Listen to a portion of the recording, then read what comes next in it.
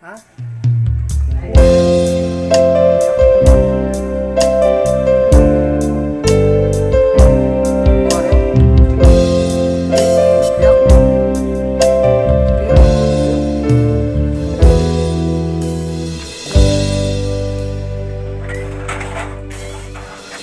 Mayroong lungkot sa iyong mga mata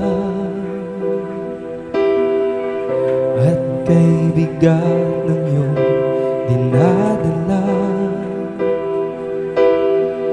Kahit di mo man sabihin, paghihirap mo'y nadarama ko rin. Narito ang mga palad ko, handang